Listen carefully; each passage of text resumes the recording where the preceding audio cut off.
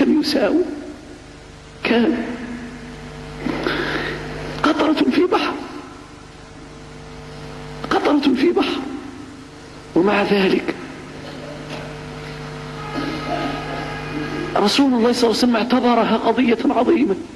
يا مالك، يا كعب بن مالك، أنت من أولياء الله، فما الذي خلفك وما الذي أقعدك؟ فكانت 50 يوما من أجل أن يتطهروا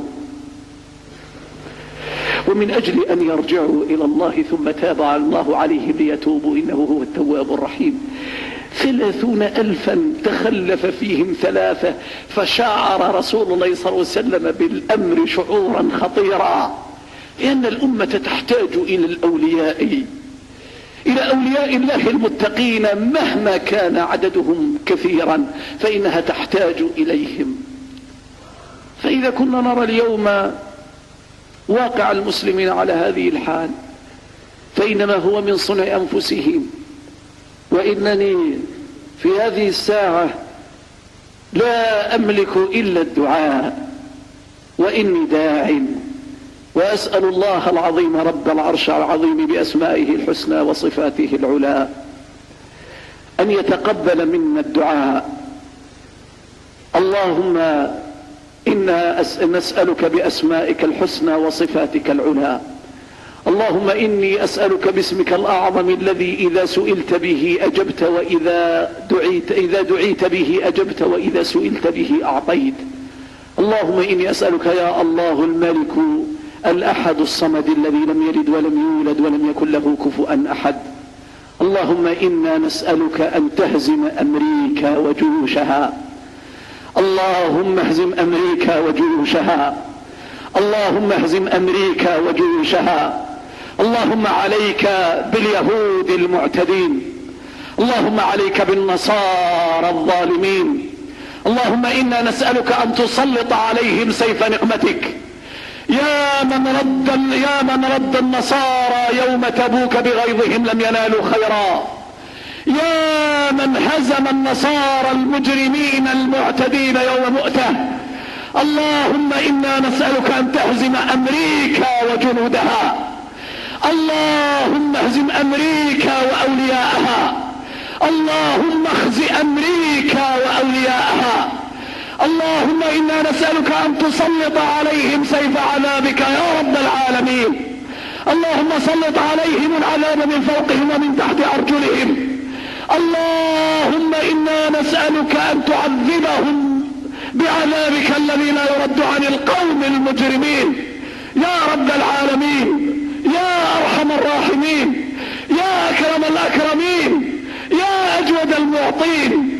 اللهم إن أمريكا قد عتت في الأرض وبغت وطغت وأفسدت.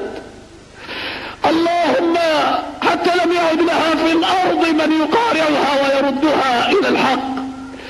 اللهم إنا نسألك يا رب العالمين أن تزلزل ديارهم. اللهم زلزل ديارهم. اللهم زلزل ديارهم.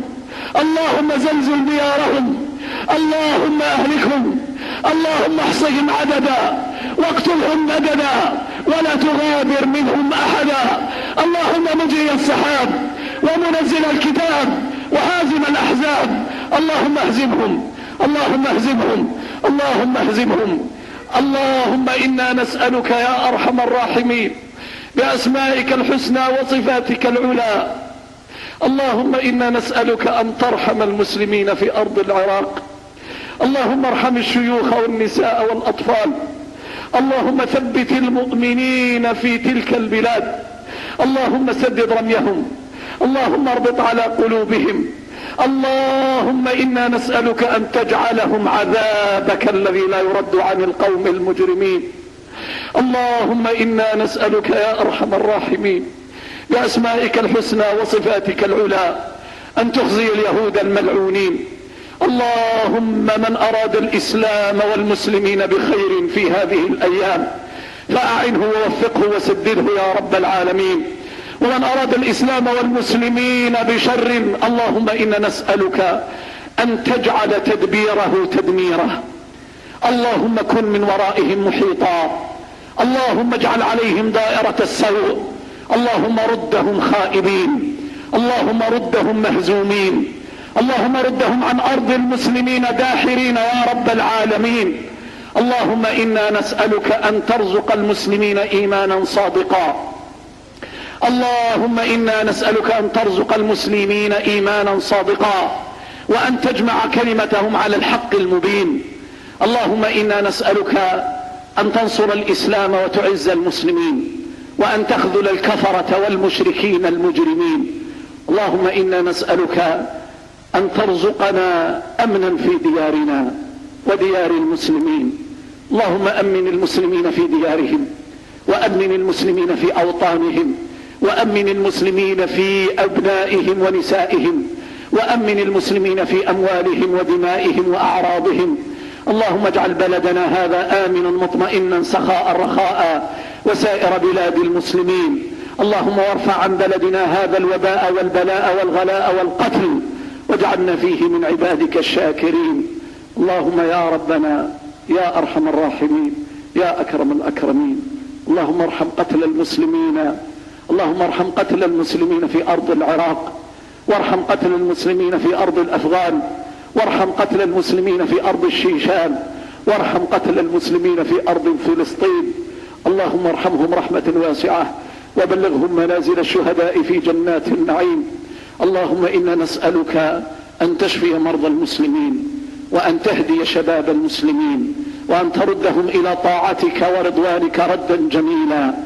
اللهم إنا نسألك موجبات رحمتك، وعزائم مغفرتك، والسلامة من كل إثم، والغنيمة من كل بر، والفوز بالجنة، والنجاة من النار.